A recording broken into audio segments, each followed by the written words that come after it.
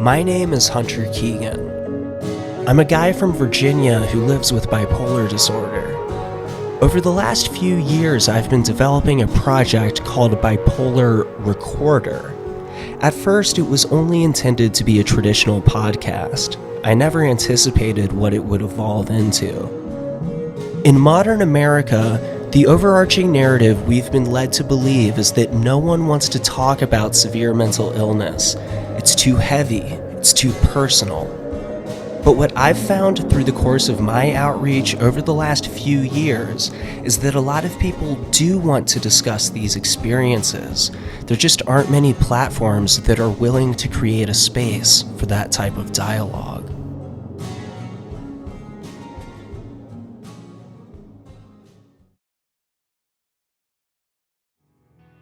Lately, I've been doing mental health outreach presentations at Penn State University, my alma mater. See, shortly after I graduated from PSU with a Bachelor of Science degree in psychology, that was back in 2014, I was diagnosed with a severe form of bipolar disorder. In the months that followed that diagnosis, my life fell apart. Mania and psychosis completely derailed me. I was hearing voices and seeing things that weren't there. My family and my psychiatrist were becoming so alarmed by my severe mental illness that police and crisis teams started getting called to my house on a routine basis. One night, I made a wrong move and was ultimately detained and committed to a psychiatric hospital for about a week. In a period of just a few months, I'd alienated my friends and family, disrupted my career path, and watched reality tear apart at the seams. Following my hospitalization, I didn't know what to do. All I could think about was how traumatizing the experience had been, and how much I regretted the bizarre, upsetting things I'd said and done while manic. After getting out of the mental hospital, I didn't work with a therapist or have anyone else who I could talk to or confide in. I spent the next couple of years feeling very self-conscious and alone. But in 2018, I decided that I wanted to share my story about what had happened to me. I wanted people to understand the gravity of living with conditions like bipolar disorder. Up to that point, only my family and some very close friends knew that I had been hospitalized due to a psychiatric crisis. I got a short article published in National Alliance on Mental Illness's official website, and I went on to write a book about surviving with bipolar disorder and how it has impacted my life. I titled it, "My Brain is Trying to Kill Me," and it was published in June of 2020. Much to my surprise, people actually bought copies and began writing to me about how I should consider further pursuing mental health advocacy. The book was even featured by a couple of colleges as part of their abnormal psychology curriculums. That inspired me to create a podcast called Bipolar Recorder. I initially envisioned it as a fairly traditional series of long-form interviews with people who lived with serious mental illness. At the time, I thought that was the extent that this project would go to. At most, I thought maybe I'd also start a blog to drum up additional interest in the show. The Bipolar Recorder podcast debuted in October 2021.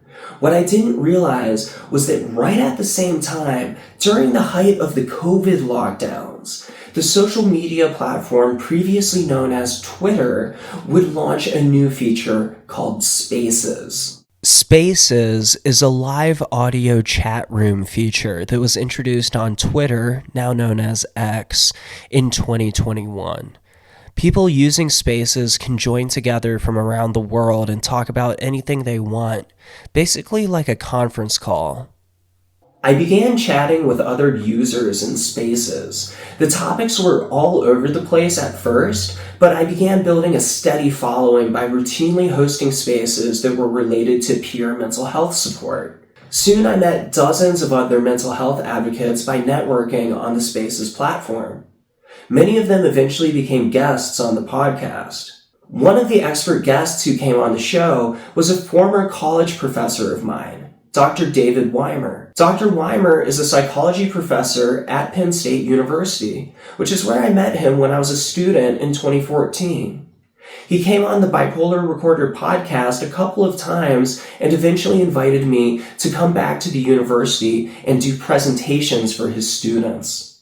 I managed to sit down with Dr. Weimer in person and speak with him for a bit about how he's supported Bipolar Recorder and my other advocacy work over the years. And you can edit it if I say the F word or something. Oh, yeah, we're going to leave that in. Are you kidding me? How did you feel about the book that I initially shared with you, My Brain is Trying to Kill Me? Yeah. It has a pretty intense cover, and I'm always curious to know what people think. What were your initial thoughts? Well, I read the book pretty quickly, actually, in 2 or 3 sittings. So it was pretty shocking and surprising for me to read about the Odyssey, as you call it. Yeah.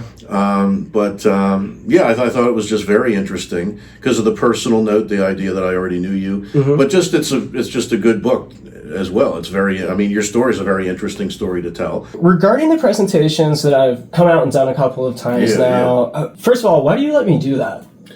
I let you do it because I know you, I trust you, I know you're not going to go up there and, have a meltdown or something. You're also a Penn State grad, mm-hmm. And, students, they like talking to alumni and getting to know alumni. And plus, the topic is mental health. And I teach classes about mental health, so the topic fits. Sure. So those are all reasons, yeah. Very cool. Yeah, it's always such a pleasure coming out and having the opportunity to speak with younger people, especially psychology students. That's kind of my target audience, because that time in my life, there was so much change and transition and a lot of very pivotal moments that have influenced me to this day in both positive and negative ways. You've shared a little bit of feedback with me from one of your students who had emailed you the last time. That's right, yeah. And she had mentioned that listening to me speak had encouraged her to share her story actually about domestic violence, which was very meaningful for me to hear. Yeah. I was wondering, what kind of reactions have you heard from other students, if any? Any general themes that you're noticing that people are getting from this? Yeah, there's quite a few. A lot of it is just... just being inspired by your story, because a lot of students can relate to it. And many times a student will become a psychology major because they've struggled with mental illness themselves. So people can relate to it, and I think a big message that students get from it is you can have serious mental illness and still go on to have a relatively functioning life and do good things like, write a book and host a podcast, and you can go on to do all these amazing things. So I think students find that very inspiring. That's awesome. Definitely. I'm so glad to hear that. It was never my goal to be inspirational or anything. A huge part of it is I wanted my friends to understand what had happened to me. Oh, okay. Yeah, and family members too. In my family, I was like, how do I explain what was going on from 2015 through 2016? Yeah. But the fact that it is perceived as being inspiring and people are finding that it's resonating with them and maybe enhancing their lives in some ways is just incredible. Yeah. When Dr. Weimer invited me to do my presentations in October 2023, it was the first time I'd truly taken Bipolar Recorder beyond the world of social media. The purpose behind my guest presentations was to encourage active dialogues around severe mental illness, especially as it related to young adults. Over the course of my outreach, I've never attempted to cast myself as a role model or life coach or anything like that. I'm more interested in providing an authentic representation of myself and my life with bipolar disorder. We keep our peer support conversations on Twitter Spaces casual and laid back. Our space community is 420 friendly, as many of our followers and myself use medical marijuana. This controversial innovation alone has opened the floor for much larger numbers of people joining our groups. But it's not just a virtual gathering place for people to use cannabis and socialize. We provide compassionate support for individuals who, for instance, have recently survived suicide attempts, or who are struggling with PTSD or other forms of severe mental illness. Typically, as new followers get to know us and get an idea for the relaxed tone of the dialogue, they find it's immensely valuable to have a supportive online community who they can reach out to about things their so-called normal human counterparts wouldn't understand. It's amazing, I find, that bipolar is not the only mental health issue that folks show up with, and they need to feel welcome. I'm grateful for the consistent support. I've been dealing with mental health issues most of my life, and I've always found one of my most effective things that has helped me is being heard in a non-judgmental way. And I receive that on your platform. You have a way of acknowledging and giving feedback that always helps me with my self-acceptance. What I've gotten out of the groups is that you can kind of say what you need to say. It's important to note that the goal of Bipolar Recorder and the Spaces community isn't to give prescriptive life coaching advice or anything like that. Sure, we share about self-care strategies that are helping us, and we act as supportive resources for one another, but I'm more into providing raw, realistic depictions of what serious mental illness truly looks like, going further than what would be included in a textbook. There's a very whitewashed mainstream version of what mentally ill people should do if they want to succeed. You must take your meds. You must see a therapist. The reality is that there is no one-size-fits-all approach. There are many paths to recovery, stability, and well-being. Bipolar Recorder has created a casual but constructive peer-led environment where we speak with each other and share feedback as we navigate our individual journeys.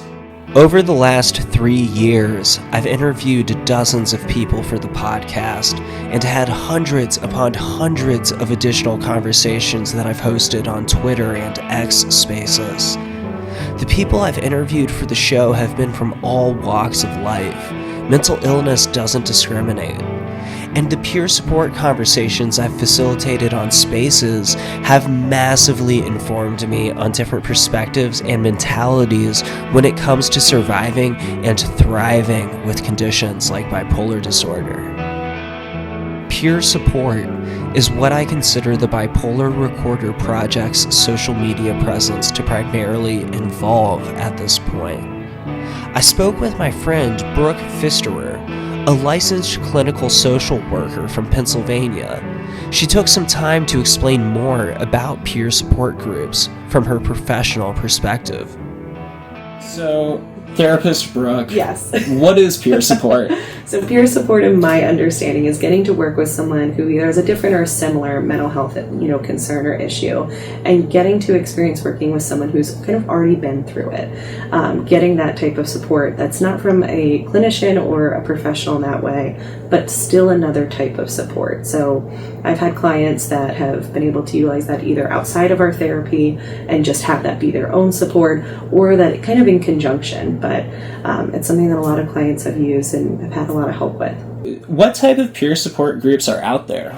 So the ones that I know about are more so with clients that I work with who are on the autism spectrum as adults with autism, and getting to experience someone else who also has that diagnosis.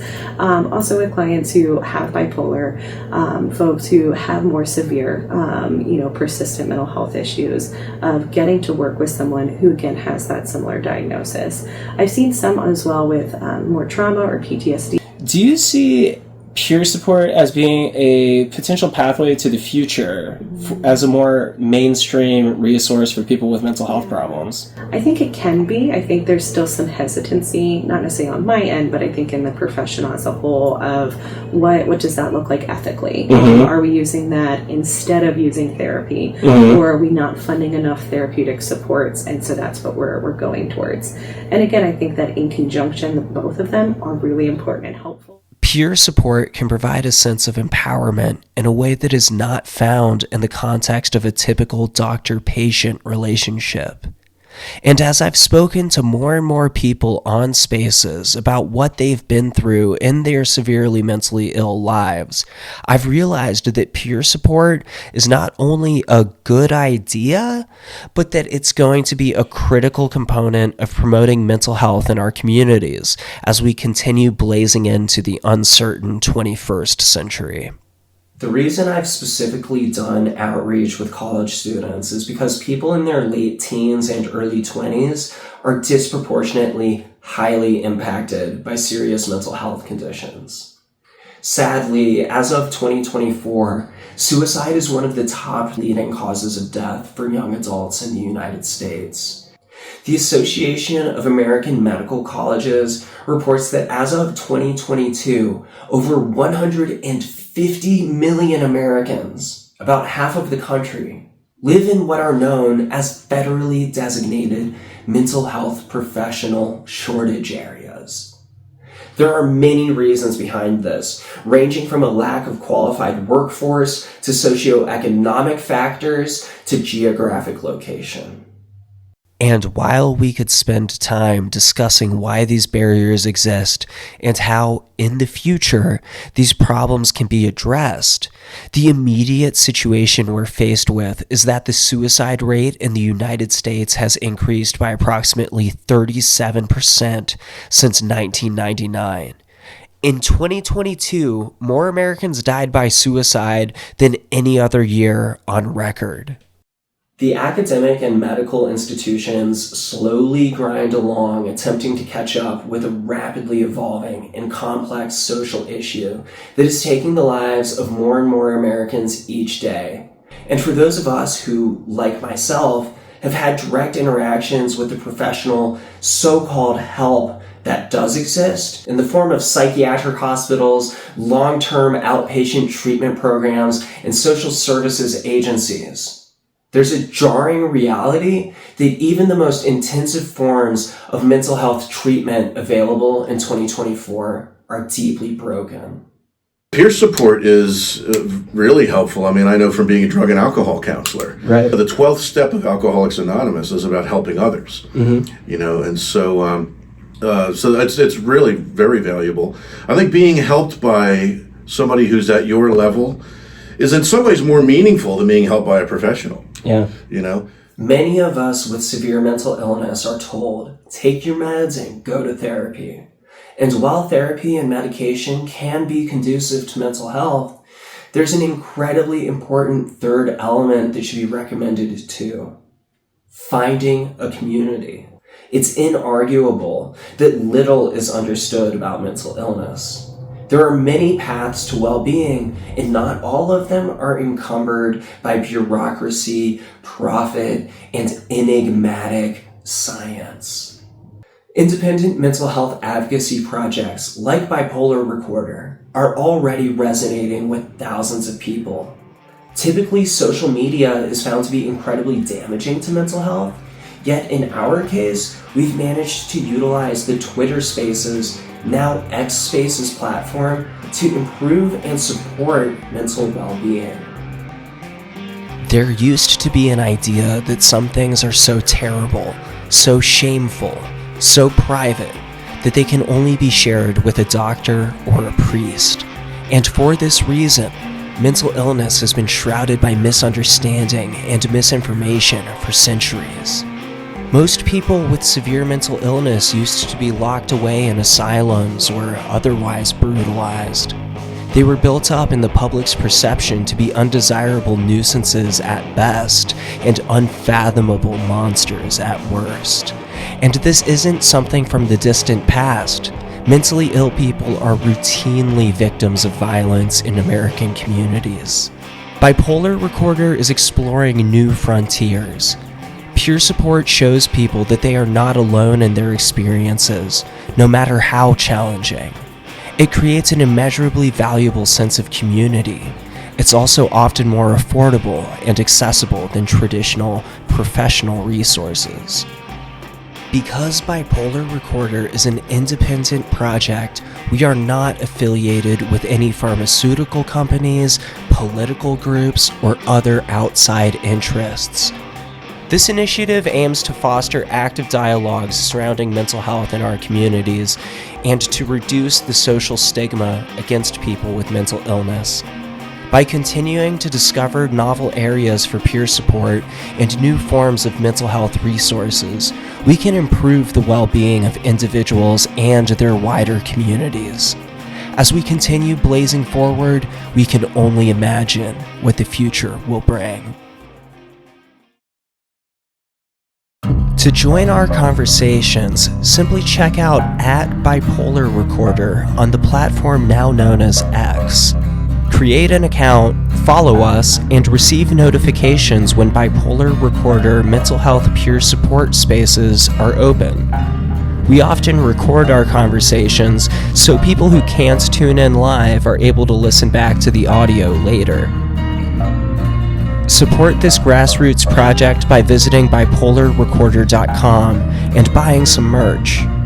Remember that Bipolar Recorder is not intended as a source for medical advice or treatment planning. Please consult a licensed professional if you need help in those domains.